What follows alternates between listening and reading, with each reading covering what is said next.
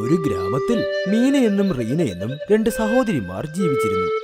റീന മൂത്തവൾ, പിന്നെ റീന അവളെക്കാൾ 2 വയസ്സിന് ഇളയതും. രണ്ടുപേരും തമ്മിൽ ഒരുപാട് സ്നേഹത്തിലായിരുന്നു. അവർ രണ്ടുപേരും എപ്പോഴും ഒരുമിച്ചായിരുന്നു. അവരുടെ അച്ഛനും റീന മീന എന്ന പേരിൽ ഒരു ഡാബയും ഉണ്ടായിരുന്നു. അവരുടെ അച്ഛൻ മരിച്ചതിന് ശേഷം റീനയും മീനയുമാണ് ആ ഡാബ നടത്തിക്കൊണ്ടുവന്നിരുന്നത്. മീനെ, നിനക്ക് ഓർമ്മയുണ്ടോ നാളെ നമുക്ക് പച്ചക്കറിയുടെ സ്റ്റോക്ക് എടുത്തു കൊണ്ടുവരണം? എനിക്ക് ഓർമ്മയുണ്ട് ചേച്ചി. രാവിലെ വാൻ റെഡിയാക്കാൻ ഞാൻ ഹരിയോട് പറഞ്ഞിട്ടുമുണ്ട്. നല്ല കാര്യം. വാ, നമുക്ക് കഴിഞ്ഞ മാസത്തെ കണക്കെടുത്ത് നോക്കാം. ആ 2 സഹോദരിമാരും ഇതുപോലെ ഡാബയിലെ ജോലിയെല്ലാം ഒരുമിച്ച് ചെയ്യുമായിരുന്നു. രണ്ടുപേർക്കുമിടയിൽ ഇതുവരെ ഒരു പ്രശ്നവും വന്നിട്ടേയില്ല. രണ്ടുപേർക്കും തമ്മിൽ ഒരുപാട് സ്നേഹമുണ്ടായിരുന്നു. അടുത്ത ദിവസം രാവിലെ, റീന എഴുന്നേക്ക്, വാ, നമുക്ക് വേഗം പുറപ്പെടണം. റീന ഒരു മറുപടിയും പറഞ്ഞില്ല. അതുകൊണ്ട് മീന റീനയെ തൊട്ടുനോക്കി. അപ്പോൾ റീനയ്ക്ക് നന്നായി പനിക്കുന്നുണ്ടെന്ന് മീന മനസ്സിലാക്കി. അയ്യോ, ഇതെന്താ? റീനയുടെ ദേഹം ചൂടുണ്ടല്ലോ. ഇവൾക്കിതെങ്ങനെ പെട്ടെന്ന് ഇത്ര പനി പിടിച്ചു? ഞാൻ ഉടനെ നല്ല ഡോക്ടറെ വിളിക്കണം. മീന ഉടനെ ഹരിയയോട് പറഞ്ഞ് ഒരു ഡോക്ടറിനെ വിളിച്ചു വരുത്തി. ഡോക്ടർ റീനയെ ചെക്ക് ചെയ്തിട്ട് ചില മരുന്നുകളും കുറിച്ചു കൊടുത്ത് അവളോട് നന്നായി വിശ്രമിക്കാൻ പറഞ്ഞു. മീനയും റീനയോട് നന്നായി വിശ്രമിക്കുമെന്ന് പറഞ്ഞുകൊണ്ടേയിരുന്നു. പക്ഷേ മീനെ, നീ ഇപ്പൊ എങ്ങനെ ഒറ്റയ്ക്ക് പോകും?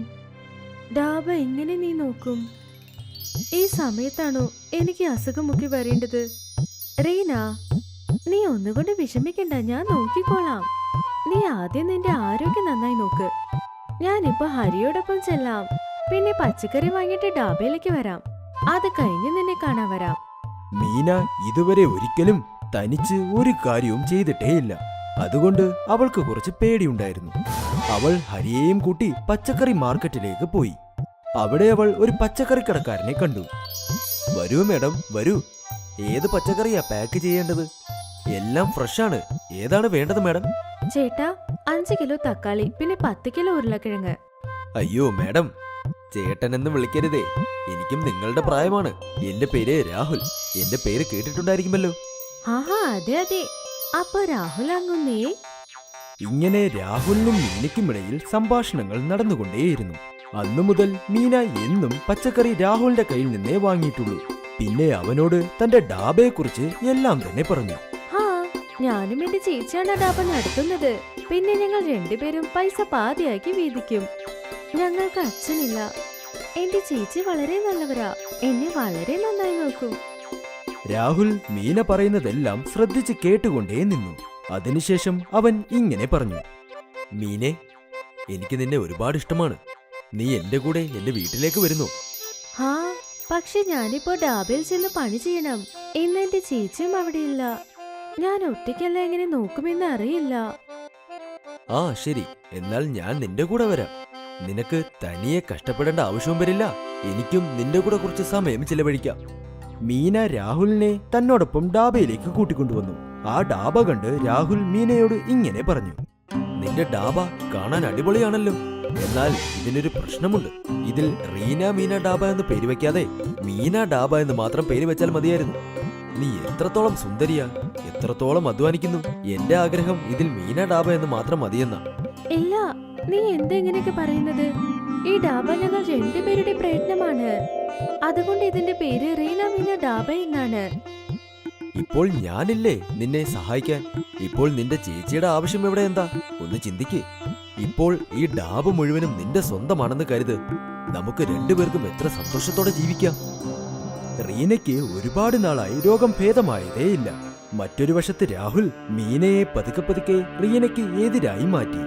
അവൻ മീനയോട് ആ ഡാബ അവളുടെ പേരിൽ എഴുതി വാങ്ങിക്കാൻ വേണ്ടി പറയും. പിന്നെ അവളെ കല്യാണം കഴിക്കാമെന്നും പറയും. അങ്ങനെ രണ്ടുപേർക്കും സന്തോഷമായി ജീവിക്കാമെന്നും പറയും. മീനയും പതുക്കെ അവൻ പറയുന്നത് കേൾക്കാൻ തുടങ്ങി. അങ്ങനെ ഡാബയുടെ മുദ്രപത്രം റെഡിയാക്കി റീനയെ കബളിപ്പിച്ച് അവളുടെ ഒപ്പും വാങ്ങിച്ചു. റീനയുടെ അസുഖം ഭേദമായതേയില്ല. അതുകൊണ്ട് റീന ഒന്നും ചോദിക്കാതെ ആ മുദ്രപത്രത്തിൽ ഒപ്പിട്ടു. അതിനുശേഷം മീന അവരുടെ പേരായ റീന മീന ഢാബ എന്നത് മാറ്റി മീന ഢാബ എന്ന് മാത്രം വെച്ച് രാഹുലിന്റെ കൂടെ തന്നെ ജീവിക്കാൻ തുടങ്ങി. ഇപ്പോൾ റീനയുടെ അസുഖവും ഭേദമായി. അവൾ ഢാബയിലേക്കും പോയി. അവൾ രാഹുലിനെ ആദ്യമായിട്ടാണ് കാണുന്നത്. എന്നാൽ രാഹുലിനെ കണ്ടതും അവൻ ആള് ശരിയല്ല എന്നുള്ളത് അവൾക്ക് മനസ്സിലായി. മീനെ, നീ എന്താ ചെയ്യുന്നത്? നീ എന്തിനാ നമ്മുടെ ബോർഡ് മാറ്റിയത്? പിന്നെ ഇതാരാ? ഇപ്പൊ ഈ ഡാബ എന്റെയാ. നിനക്ക് ഇതിലൊരു അർഹതയുമില്ല. നിനക്ക് വേണമെങ്കിൽ ഞാൻ ആ പേപ്പർ കാണിക്കാം. പിന്നെ റീന, നീ ഇവിടുന്ന് നിരന്തരമായി പോകുന്നതാ നിനക്ക് നല്ലത്. പിന്നെ ഈ ഡാബയെ എന്റെ കാമുകനോടൊപ്പം നോക്കാൻ സമ്മതിക്കേ. രാഹുലാണ് ഇപ്പോൾ മീനയുടെ മനസ്സ് മാറ്റിയതെന്ന് റീനയ്ക്ക് മനസ്സിലായി. അപ്പോൾ അവനുമായി വഴക്കുണ്ടാക്കുന്നത് ശരിയാവില്ല എന്നവൾ കരുതി. ഇതെല്ലാം ചെയ്തത് രാഹുലാണെന്നുള്ളത് റീനയ്ക്ക് വളരെ നന്നായി മനസ്സിലായി. രാഹുലിനോടുള്ള പ്രേമമാണ് മീനയെ ഇപ്പോൾ ഇങ്ങനെ മാറ്റിയിരിക്കുന്നത്. അതുകൊണ്ട് അവൾ അവിടെ നിന്നും പോയി. അതിനുശേഷം മീന ഡാബയുടെ മുൻപിൽ തന്നെ ഒരു ചെറിയ തട്ടുകടയിൽ റീന ഡാബ എന്ന പേരിൽ ഒരു ഡാബ റീന നടത്താൻ തുടങ്ങി. എന്നാൽ ഫേമസ് ആയ മീന ഡാബ ഉള്ളതുകൊണ്ട് റീനയുടെ ഡാബയിലേക്ക് ആരും തന്നെ വന്നില്ല. എന്റെ ഡാബ നന്നായി നടക്കുന്ന പോലെ ഞാൻ വേണം എന്തെങ്കിലും ഒന്ന് ചെയ്യാൻ. അത് കഴിഞ്ഞ് എനിക്ക് മീനയോട് സത്യം പറയാനാകൂ. എന്നിട്ട് രാഹുലിന്റെ കയ്യിൽ നിന്ന് അവളെ രക്ഷപ്പെടുത്താനാകൂ. റീന ഒരുപാട് ചിന്തിച്ച ശേഷം അവൾക്ക് ഒരു ഐഡിയ തോന്നി.